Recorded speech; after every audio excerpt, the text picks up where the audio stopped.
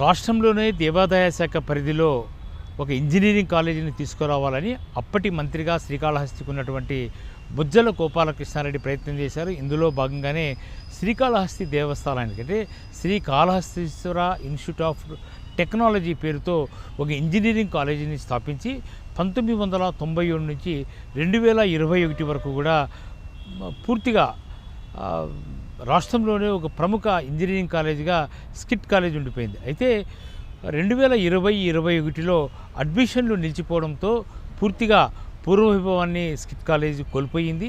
ఈ నేపథ్యంలోనే ప్రస్తుత ఐటీ శాఖ మంత్రిగా ఉన్నటువంటి నారా లోకేష్ యువగళం పాదయాత్రలో భాగంగా శ్రీకాళహస్తిలో స్థానికంగా యువకులకు ఒక హామీ ఇచ్చాడు. తిరిగి స్కిట్ కాలేజీని పునఃప్రారంభించడంతో పాటు పూర్వ వైభవాన్ని తీసుకొచ్చే ప్రయత్నం చేస్తానని యువగళంలో లోకేష్ ఇచ్చినటువంటి హామీ. అట్లాగే టీడీపీ అభ్యర్థిగా బరిలో దిగినటువంటి బొజ్జల సుధీర్ రెడ్డి కూడా కాళహస్తి ఎమ్మెల్యేగా ప్రజలు గెలిపిస్తే ఖచ్చితంగా స్కిట్ కాలేజీకి పూర్వవైభవం తీసుకొచ్చే ప్రయత్నం చేస్తానని చెప్పిన నేపథ్యంలోనే ప్రభుత్వం ఆ రకంగానే అడుగులు వేసింది.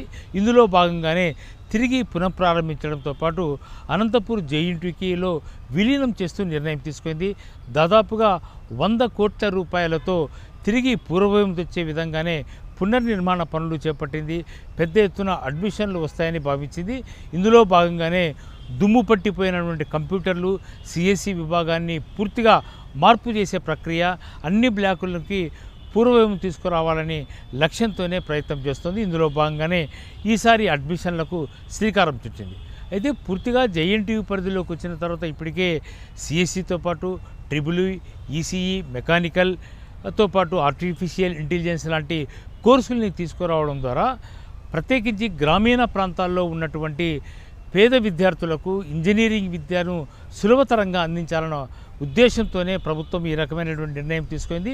ప్రత్యేకించి శ్రీకాళహస్తి ఆలయానికి అనుబంధంగానే పెద్ద ఎత్తున పూర్వవైభవం తీసుకొచ్చే విధంగానే దాదాపుగా 100 కోట్ల రూపాయలు ఖర్చు చేయాలని భావించింది. ప్రభుత్వం కూడా ఏదైతే స్కిట్ కాలేజీ పరిధిలో ఆలయానికి సంబంధించినటువంటి 50 ఎకరాల్లో ఉన్నటువంటి స్కిట్ కాలేజీని పూర్తిగా జేఎన్టీయూలో విలీనం చేసే సమయంలో కావలసినటువంటి స్టాంప్ డ్యూటీ ఫీజును కూడా ప్రభుత్వం మినహాయిస్తూ రాష్ట్ర మంత్రి మండలి కూడా నిర్ణయం తీసుకున్నటువంటి పరిస్థితి కనిపిస్తుంది. అయితే స్కిట్ కాలేజ్ అంటే గతంలో చిత్తూరు జిల్లాలో ఒకప్పుడు ఎస్వి యూనివర్సిటీలో ఉన్న ఎస్వి ఇంజనీరింగ్ కాలేజ్ తప్ప మరో ప్రభుత్వ కళాశాల అందుబాటులో లేని పరిస్థితుల్లోనే అప్పుడు బొజ్జల గోపాలకృష్ణారెడ్డి ఎమ్మెల్యేగా ప్రభుత్వాన్ని ఒప్పించి స్కిట్ కాలేజీని దేవస్థానానికి అనుబంధంగా తీసుకొచ్చే ప్రయత్నం చేశాడు.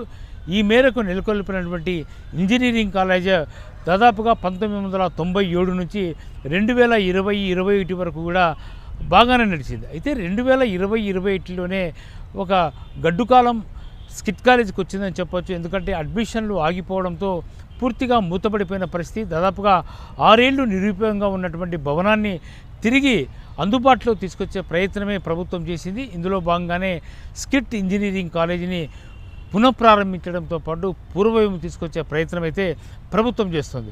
జేఎన్టీయూలోకి విలీనమైన తర్వాత విద్యార్థులు కూడా పెద్ద ఎత్తున అడ్మిషన్లు పొందేకు ఆసక్తి చూపుతుండడంతోనే ఖచ్చితంగా స్కిట్ కాలేజీకి మరింత వైభవంగా విద్యార్థులకు సాంకేతిక విద్యను అందుబాటులోకి తెచ్చే ప్రయత్నం చేస్తుందన్న విషయం అయితే స్పష్టమవుతుంది. ఇప్పటి వరకు దేవాదాయ శాఖ పరిధిలో ఉన్నటువంటి రాష్ట్రంలోని ఏకైక ఇంజనీరింగ్ కాలేజీగా స్కిట్ కాలేజీ ఉంది.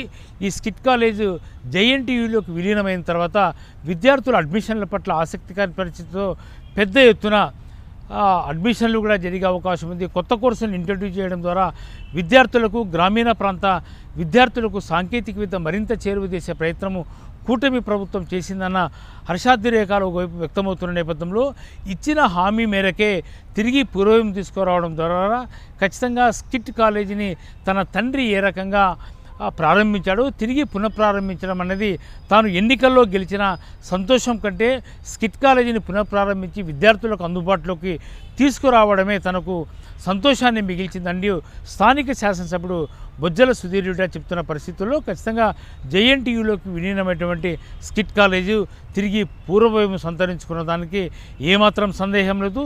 స్థానికంగా ప్రజల్లో కూడా సంతోషం వ్యక్తమవుతోంది.